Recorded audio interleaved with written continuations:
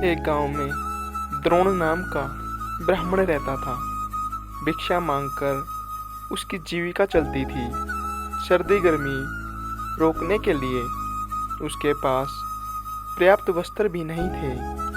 एक बार किसी यजमान ने ब्राह्मण पर दया करके उसे बैलों की जोड़ी दे दी। ब्राह्मण ने उनका भरण पोषण बड़े यत्न से किया।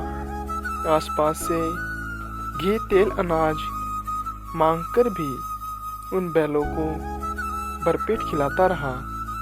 इससे दोनों बैल खूब मोटे ताजे हो गए। उन्हें देखकर एक चोर के मन में लालच आ गया। उसने चोरी करके दोनों बैलों को भगा ले जाने का निश्चय कर लिया।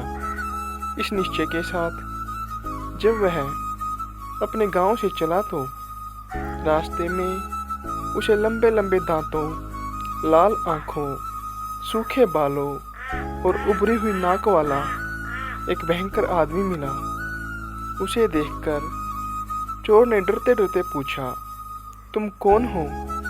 उस भयंकर आकृति वाले आदमी ने कहा, मैं ब्रह्म राक्षस हूँ। पास वाले ब्राह्मण के घर से बैलों की जोड़ी चुराने जा रहा हूँ। राक्षस ने कहा, मित्र, पिछले 6 दिन से मैंने कुछ भी नहीं खाया। चलो आज उस ब्राह्मण को मारकर ही भूख मिटाऊंगा। हम दोनों एक ही मार्ग के यात्री हैं। चलो साथ साथ चलें।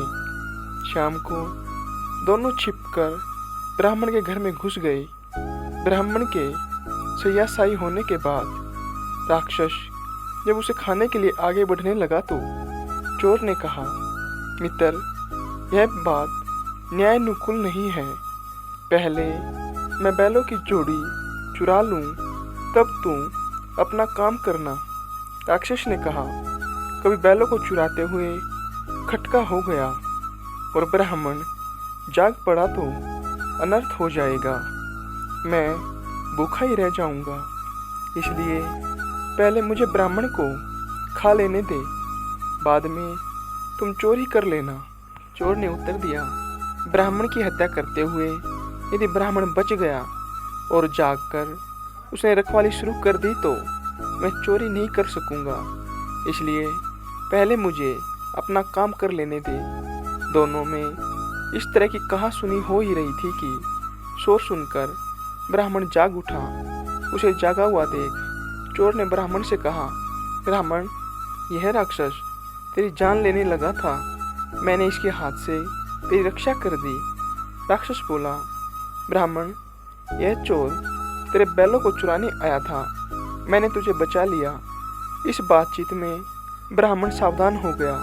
लाठी उठाकर वह अपनी रक्षा के लिए तैयार हो गया। उसे तैयार देखकर दोनों भाग गए। सीख, शत्रु का शत्रु मित्र।